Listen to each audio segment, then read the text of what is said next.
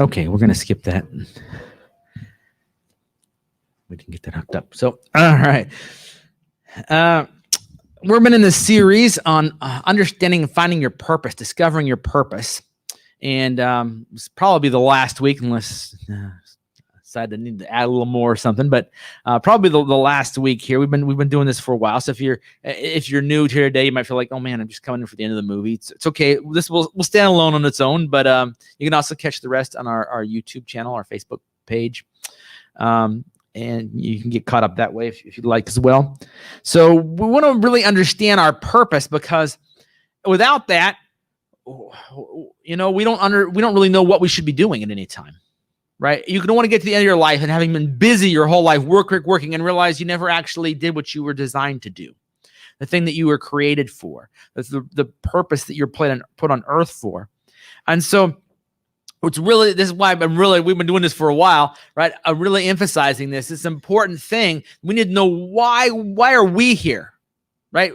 There's a general calling for everybody, but there's a specific reason that God created you. You're unique. You have a unique calling, a unique purpose that only you can fulfill, that only you can step into.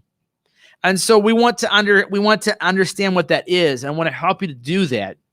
And if you're struggling with a bit, call them and talk to me. I'm willing to coach people through this process. Eventually, I'd like to have, testimonies up on our website of people who saying, hey, this is what I have clarified as what my purpose is. This is what I'm about. And so people can see, I want this to be like a thing that people know, hey, this church is all about taking care of business in the world, right? That's our mission here, is to be the difference together. And that means that we're together fulfilling our purpose. We're together making a difference in the world. And so that's an important thing. And part of understanding your purpose, though, is understanding the specific time and place and situation that you find yourself in now. And so I want to consider the story of Esther today. Esther is one of those stories that, we grew up hearing from the time we're small children, which is good, but it has its downsides, because sometimes we imagine the romanticized version that we were taught instead of the nitty-gritty story that is reality. So let me tell you the story again, and try and put aside what you know about the story and just listen to it like you're listening to it for the first time.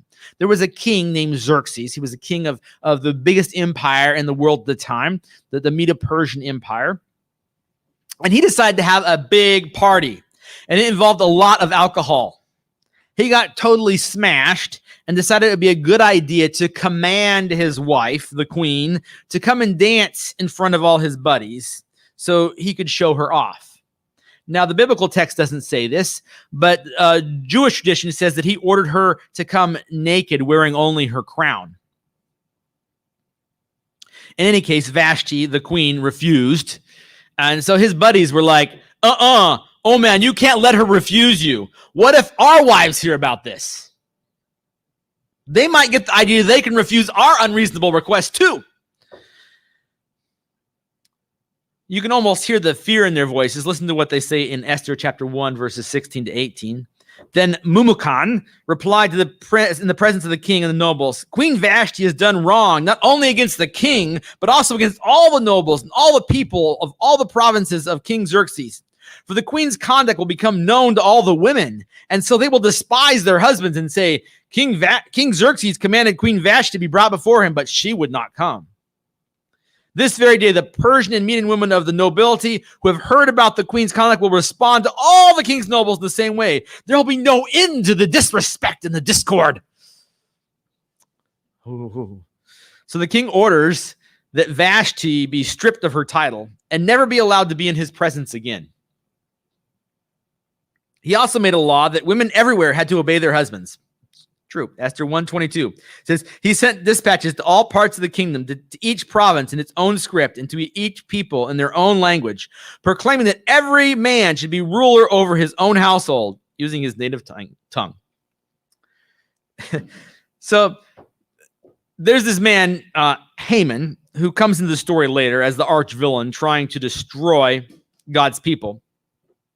He isn't mentioned specifically in this passage, but as one of the king's top advisors, I'm sure he was there and one of those who was pressuring the king to help them keep women under their thumbs. I mention this because while Haman is working to keep women subjugated, God is using these events to position his woman. This woman will eventually take Haman down, but I'm getting ahead in the story. Once the king sobers up, he realizes that by his own order, he could never see his wife again. You may remember from the story of Daniel that according to the laws of the Medes and the Persians, once a law is made, it can't be changed, even by order of the king. So now the king misses Vashti, and he's starting to get into a funk, and his advisors realize they might be in trouble because they're the ones that talked him into this thing if they don't help him solve the problem. So they suggest that they scour the kingdom for all the beautiful virgins and make them all concubines.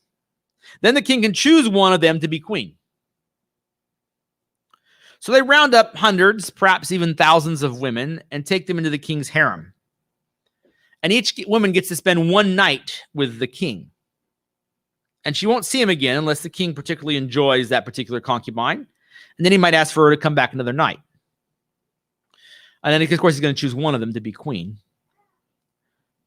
And we sometimes romanticize this as a beauty pageant to see who's going to be queen. But these women were forcibly rounded up. They were trained how to pleasure the king and forced to do so on pain of death. This wasn't something any of them signed up for. Among those who were rounded up was a Jewish orphan girl named Hadassah, who started going by Esther to hide her ethnicity. She pleases the king, and he chooses her to be queen. Now, I bet the position came with some nice perks, but I'm sure still that it wasn't what Esther would have chosen for herself. This isn't the end of the story, though. Her cousin Mordecai, who had raised her, refused to bow down to the king's advisor, Haman. And this made Haman so mad that he decided to kill not only Mordecai, but all Jews.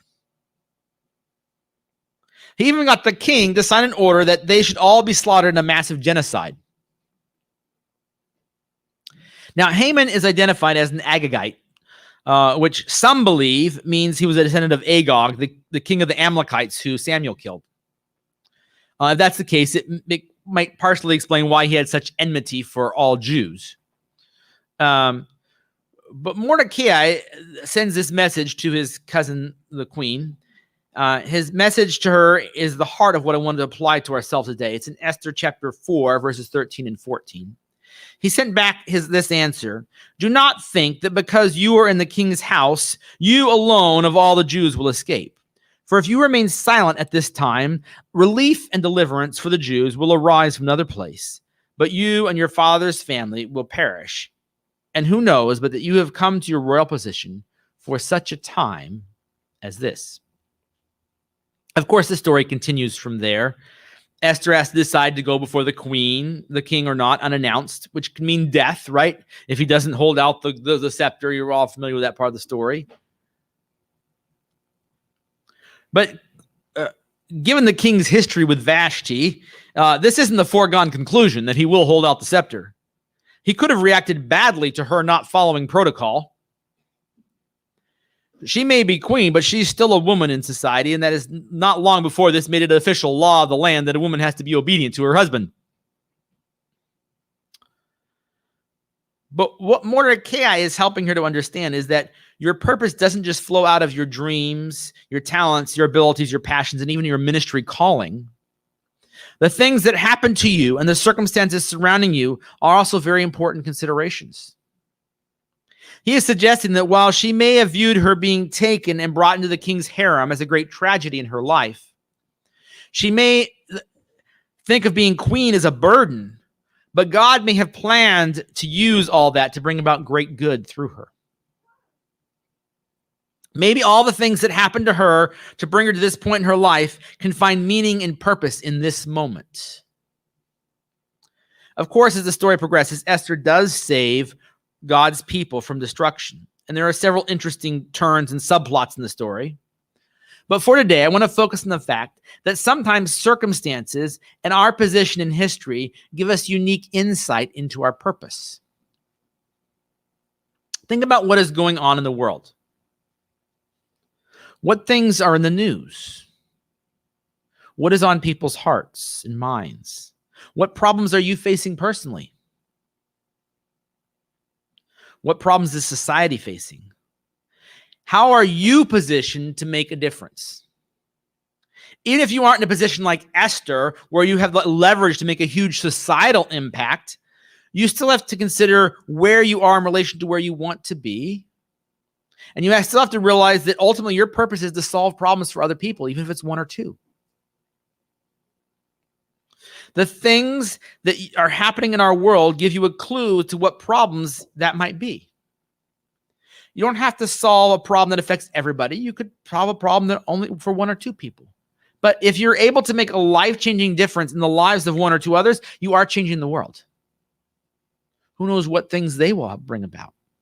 You don't know, right, what they will do then if you change their life with the Holy Spirit's help, of course. We don't change anybody ourselves. But we all are faithful and we're partners with him. Now, last week, I asked you guys to think about your future three years from now. Imagine what it could be like. Of course, we're always could, right? Not will be, because we don't know. We have it tomorrow. James says not to be foolish like that. But imagine what it could be like if you were achieving the goals that you have for yourself, and then to set out a 1-year goal that will advance towards that dream. I want you to break that goal up into 4 major steps. This week I'm going to be even more specific. I want you to choose just one of those steps to focus on for the next 3 months. Choose one thing to focus on for 3 months. Make it big enough goal that you will really feel accomplished if you get it done, but small enough that it's reasonable for you to do it. Not just any goal, right? This is related to your purpose, related to all the things we've been talking about. Not what you want to accomplish. What is the ministry that God has called you to? What is it that you are pressing on towards that God wants you to do? How are you going to take steps? What's the one big thing that you could do in the next 3 months that will help propel you towards that in that framework that we just talked about? And the reason I want you to choose one is there's the power of focus. I don't know if however many of you played the magnifying glass when you were kids. I used to like to do that. You take the magnifying glass out on the sunny day and you can catch things on fire. It was really fun in 3rd grade. But all that power right from the sun is there all the time. It just has to be focused. When it's focused, all of a sudden it's so hot it can burst things into flame. Well, the same is true for our lives. We have the energy to accomplish much more than we think, but very few people reach their potential because they are completely unfocused. Think about the difference between a laser and a flashlight, right? I can take a big flashlight with runs off maybe 8D batteries, right? Like a big, that's a lot of power, and shine it and try and hit it on a barn 100 yards away, right? It's going to be pretty dim at that far away. I can take a laser that runs on couple of AAA batteries, and you can see it hitting something 100 yards away pretty easily. Why? Because the laser is much more focused. Less power, much more focused. Choosing just one goal for 3 months allows you to be just that focused. So you want to find something that's tangible but inspires and motivates you so that you want to work on it. And think about the circumstance you're in, like Esther, right? Not just pulling this out of the air, but we want to think, okay, what is the time situation that I'm in? How does what's going on in the world affect it? What can I do that will move the needle right now in the place that I'm at? What have I been called to do? It's for such a time as this. And you might think about what's going on in your church family, your home family, in your neighborhood, in the broader community, whatever it is. Think about those things and think, what is it that I can do that will help move the needle there? What that does is it will help you to take the time that you're using, those 5 or 10 minutes where you're, scrolling Facebook or playing a game on your phone, and instead you're so focused that when you have a moment, you're like, I'm going to that. I'm going to that. I'm going to this goal. And you start to build towards it. Now, I should warn you, if you're like me, you can easily get caught up in pursuing this goal so that you let it interfere with the rhythms of rest and rejuvenation and other things that you need to keep going on. Most of you probably aren't as bad as I am. I can sometimes go all day and forget to eat, where I look up and it's like 2 a.m. and I'm like, oh man, I got to get up at 6:30, but I'm just so focused on this, getting this task done. It doesn't have to be that extreme to cause a problem, though. God wants us to work from our rest, not to rest from our work. What do I mean by that? You have to be fanatical about resting in Him first and working out of that. Otherwise, your passion will soon fade. You have to find the balance between allowing the goal to energize and focus you and stepping back to relax and enjoy life with God. And you also need to keep other areas of your life fed and flourishing. So to support that one goal, you must assess where you're at. What are your circumstances? What is going on around you? What opportunities are hiding in the latest crisis to strike our world? Then, knowing all that, I want you to think of 4 habits you need to develop that will support you in reaching that big goal. I've said this before, but if you want to change your life, change something you do every day. So think of 4 things that you can implement on a daily or weekly basis, depending on what it is, that will help move you toward the goal that you have for that 3-month period, while keeping your life in rhythm with God, while keeping onto His rhythms. If you have trouble with the 4 habits, think about the 4 storylines of your life that we covered last week, right? What is the one habit that you can implement in that storyline that will help you either advance the goal directly or help you keep balance so you can achieve that goal without sacrificing another area of life? One of the most important concepts to help you with this struggle in getting in sync with God is to think about the heartbeat of God, right? Does your heart beat in rhythm with Him? Does your heart beat in rhythm with His, or are you living by the beat of your own drum? The primary function of the heart is to supply blood and nutrients to the body. And the regular beating or contraction of the heart moves the blood to the body. And each heartbeat is controlled by electrical impulses traveling through the heart. In a normal heart, these impulses, right, they come at regular intervals. When something goes wrong, the heart's electrical system, the heart doesn't beat regularly. It sounds like it's drumming for somebody or something. But the irregular beating results in a rhythm disorder, and that's called arrhythmia, right? Some Christians have spiritual arrhythmia. Their heart doesn't beat in sync with God's, and anything that is out of sync with God is irregular. So here's how you know if you're working with God. The mark of someone who's working on God's rhythm is being very productive, but never in a hurry or stressed. Don't confuse busyness, though, with productivity. Many people are very busy, but totally unproductive. So think about this. What did you do in the past week that's going to matter in heaven? If you can't think of anything, you may have had an unproductive week. That's why it's so important that you understand your purpose. If you don't know why you're here, you could spend your whole life being busy but accomplish nothing. So can you feel the beat of God's heart? God has a proper time for everything. If we laugh when it's time to weep or vice versa, then we're out of step with God. To feel the heartbeat of God is to know what time it is, what's going on, what is the time, what is the now, what is this season that Esther was in, right? For such a time as this, to know what it is, to know what the appropriate thing for that season is, just like Esther did. Can you feel God's heartbeat? Ecclesiastes chapter 3, verses 1 through 11 is a famous verse that talks about the seasons for things. This is Solomon speaking. He says, there is a time for everything and a season for every activity under heaven, a time to be born and a time to die, a time to plant and a time to uproot, a time to kill and a time to heal, a time to tear down and a time to build, a time to weep and a time to laugh, a time to mourn and a time to dance, a time to scatter stones and a time to gather them, time to embrace and a time to refrain, a time to search and a time to give up, a time to keep and a time to throw away, a time to tear and a time to mend, a time to be silent and a time to speak, a time to love and a time to hate, a time for war and a time for peace. What does the worker gain from his toil?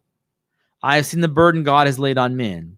He's made everything beautiful in its time. So what he's saying there is one of the things you get from your toil is actually doing it on the right timing. It's beautiful when you're doing it when you're supposed to be doing it. You'll enjoy it. You'll feel productive, and you'll be partnering with God. There are two ditches though you can fall into that will get you out of rhythm with God. You can be doing the wrong things, but sometimes you're doing the right things and still fall in these ditches. You can get ahead of him, or you can fall behind him. And the devil doesn't really care which one you fall into as long as you're out of sync with God and his timing. So let's look at a couple of biblical examples of each type of mistiming. First, let's look at a couple of examples of people who ran ahead of God. Remember Moses, right? Moses, he is called to deliver the Israelites. And so he's there in Egypt, and he's been trained by the Pharaoh and the highest minds in all of Egypt. He has all these leadership skills, and he's like, okay, I'm ready. It's time. And he sees, the taskmaster kill one of the Hebrews, and he's beating one of the Hebrews, and he jumps in and he kills the taskmaster. And he's like, all right, people are going to see what I'm doing. They're going to rise up in rebellion. I'm going to lead them out. And of course that doesn't happen. And Moses takes off, runs for his life, and spends 40 years in the wilderness. Why? Because God legitimately called him to do this, to lead the Israelites out of Egypt, but he jumped the gun. It wasn't God's timing. After 40 years in the wilderness, then God comes to him and says, all right, I want you to come and do this. And he's like, you got the wrong guy. God's like, yeah, now you're ready. Now it's my timing. Okay. Abraham, God promises him he's going to be the father of many nations. And Abraham's looking, I'm getting old. There's no kids. And Sarah says, well, why don't you, sleep with my maid? And he's like, yeah, all right. And he has Ishmael. And God says, no, this is not the child of the promise. He jumped the gun. He ran ahead of God. Right thing, but he was too quick to get there. See, just because God is calling you to do something, or he's promised to do something in your life, doesn't mean that now is the time to do it. You have to know his timing. What is the time? What is the right thing to be doing now? What is God calling you to in the now? What is this season for? Doesn't mean you don't dream about the future and know there's a place that God's taking me, but I got to wait for him, the timing to get there. But you got to know what is the now for? What is this time for? Watchman Nee tells a story in China about a bunch of Christians who were, the bathing accommodations were inadequate in the home where they were lodging, so they would go for a daily dip in the river. And on one occasion, one of the men got a cramp in his leg and began sinking fast. And Mr. Nee motioned to one of the other men, who was an excellent swimmer, about the drowning man. But to his astonishment, the man didn't move. He just stood there and watched the drowning man. Mr. Nee was agitated, but the swimmer was calm and collected. Meanwhile, the voice of the drowning man grew fainter and more desperate. Mr. Nee hated the swimmer who just stood there and watched on shore when he could have jumped in the river and rescued the drowning man. As the drowning man went under for what looked like the last time, the swimmer was there in a moment, and both were soon safely on shore. After the rescue, Mr. Nee chewed out the swimmer, accusing him of loving his life too much and being selfish.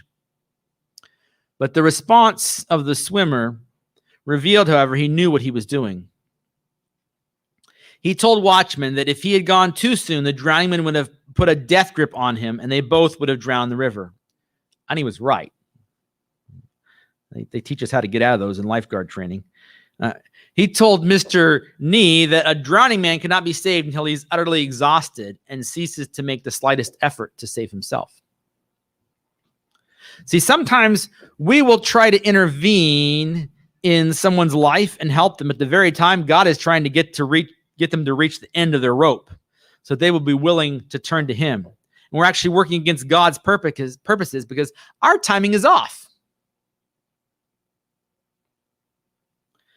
Before you can do anything, you need to ask yourself, can I hear the beat of God? Can I hear God's heartbeat?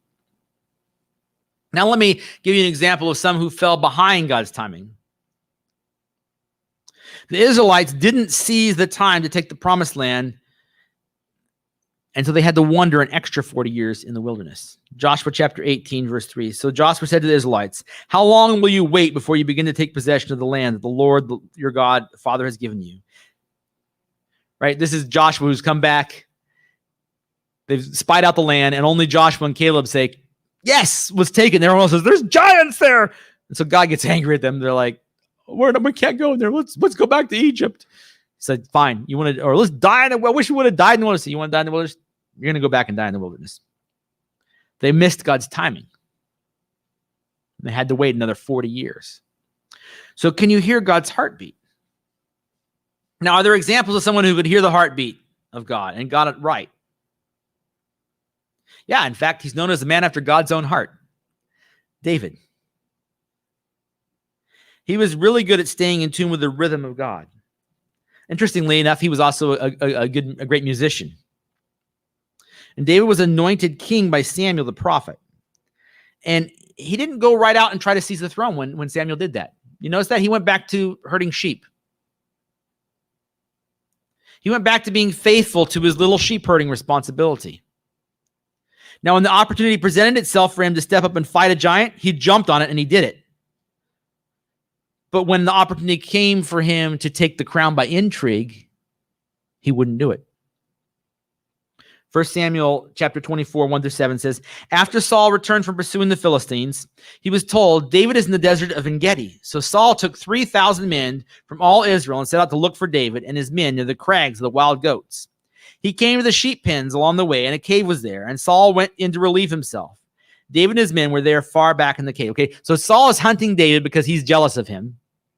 He believes David's trying to take his kingdom from him, even though he's not. God is. God's promised that he will take over for him, but David will not do it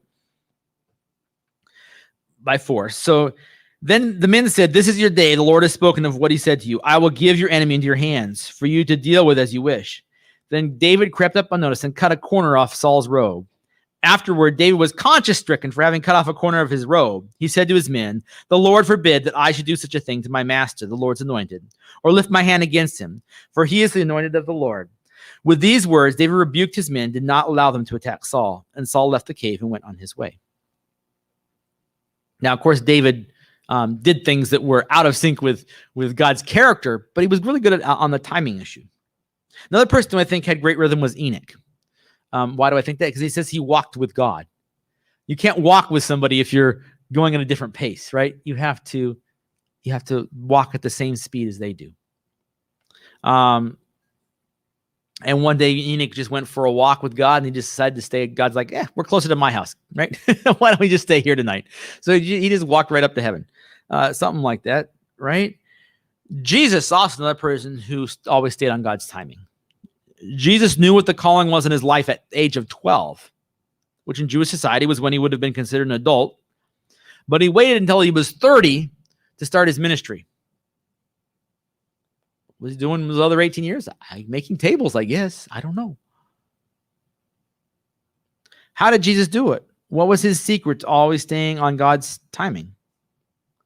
Well, first of all, he was very aware of the timing. He was intentionally listening to God's heartbeat. John 7:6 says, therefore Jesus told them, the right time for me is not yet come. For you, any time is right. John 12:23, Jesus replied, the hour has come for the Son of Man to be glorified. Jesus was always concerned about it being the right time. All through the Gospels, you find the phrase, the time has come, or it is not yet my time. So how do you learn God's rhythm? The first thing is to be really firm in understanding the ways of God, right? If you think about Moses and Abraham, both of them would have been just fine if they had tried to work towards what God had called or promised them, but limited themselves to doing it God's way. Like, I'm not going to commit adultery. I'm not going to murder, right? If they'd have stuck within those things, they probably would have been all right pursuing other ways of getting there. They may have been frustrated and waiting for God to come through on his timing, but they would have saved themselves a lot of trouble by simply sticking to the ways of God. Now, that doesn't mean we shouldn't try and get on God's timing. We absolutely need to do that. But blessedly, God has given us the spiritual equivalent of a metronome. God has actually built some regular rhythms into everything he made. There are regular seasons of winter, spring, summer, fall. There are times for planting, watering, harvest, resting. And we can be in sync with these natural cycles, and they can help us to learn to be in tune with the spiritual seasons for the same things. There are cycles of light and darkness, which our bodies will be most healthy if we get our sleep cycles in sync with. Now, one of the most important cycles we have, of course, is the weekly cycle. And I believe that is only one that was made specifically for us. The 10 Commandments tell us that we have 6 days of work followed by 1 day of rest. This is God's rhythm. It's like his big metronome. Now, I play guitar, and I wasn't able to practice with a metronome for a long time. I tried, but it didn't help me a lot because my problem was it wasn't that I didn't play on the beat. I can keep a beat. My problem is I don't always know where the beat should start and stop, right? I don't know where the one should go, right? I might do 5 beats and then a 3 beat on the next measure, right? So knowing where to start singing you don't usually start singing on the one. That's an interesting thing that I had to figure out, right? A lot of times you start singing on the 3 or something. So knowing where the one is very important. There has to be, and it helps sometimes if I'm playing with a drummer that has a strong downbeat, right? Helps with that rhythm of the music. It's kind of the struggle that some I have. My weakness in music is the rhythm. But some people with this commandment, they want to ignore what the commandment says about the day that we should rest on from the work. Like, that's a good commandment. Let's just choose a day.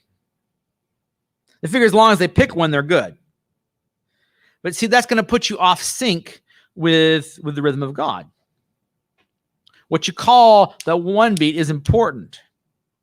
Now, I know I'm preaching to the choir here, but I think that sometimes we become so familiar with the Sabbath that we can miss the point of what it is about, right? Most of you could probably tell me the Sabbath begins at sunset because the Bible says the evening and the morning were the seventh day. In God's calendar, day starts with the dark part. What's the dark part of the day for? It's for rest. Right? Why not just have day all the time? We need a nighttime for rest.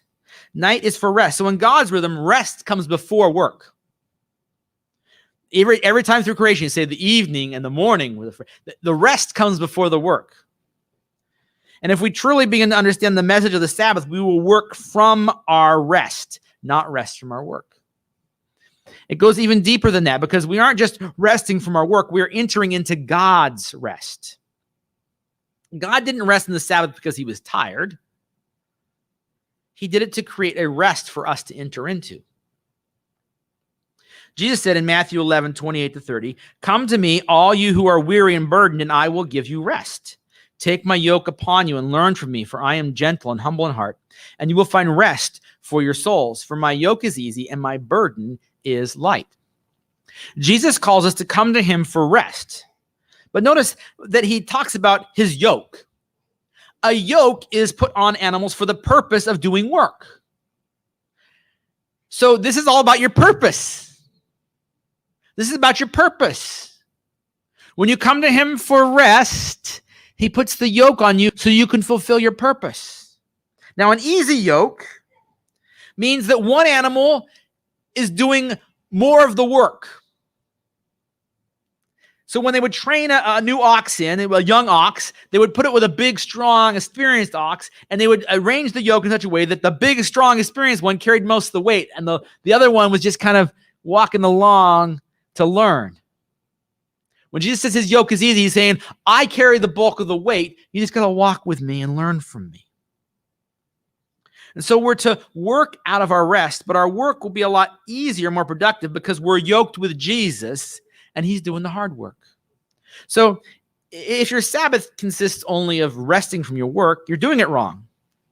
The Sabbath is supposed to be a place for us to enter into God's rest. In other words, to connect to his heart, to be restored spiritually, to get into step with what he is doing, and then go out together with him. Now, we can and should stay in rest all the time. Jesus is our Sabbath rest, and we should remain in him. But the Sabbath day is to act as a reset button to get us back on the downbeat with God, so to speak, so that when we have gotten out of sync with him, we can get back into it. Notice Hebrews chapter 4, verses 3 to 11. Now we who have believed enter into that rest, just as God has said. So I declared it in anger in my oath. They shall never enter into my rest. Like speaking about the Old Testament Jews who he got angry with. And yet his works have been finished since the creation of the world. For somewhere he has spoken about the seventh day in these words. On the seventh day, God rested from all his works. And again, in the passage above, he says, they shall never enter my rest. Therefore, since it still remains for some to enter that rest, and since those who formerly had the good news proclaimed did not go in because of their disobedience, God again set a certain day, calling it today. This he did when a long time ago he later spoke through David, as in the passage already quoted. Today, if you hear his voice, do not harden your hearts. So he's saying, look, even though the Jews keep the Sabbath, right, they're not really entering into his rest. Jesus is our rest, and we can enter into him today. We should do that. Every day we should be in his rest. For if Joshua had given them rest, God would not have spoken later about another day. There remains then a Sabbath rest for the people of God. For anyone who enters God's rest also rests from their works, just as God did from his. So when we enter into his rest, whatever day it is, every day we enter into his rest, then we will also rest on the Sabbath, just as he did. Why? Because it's part of his rhythm. It's part of the rhythm of walking with him. It's part of the rhythm of being yoked to him. It's part of the rhythm that we need to have to fulfill our purpose. Let us therefore make every effort to enter that rest so that no one will perish by following their example of disobedience. Now, the Sabbath rhythm isn't the only rhythm that God created. So based on all the rhythms God made, here's what I want you to do, right?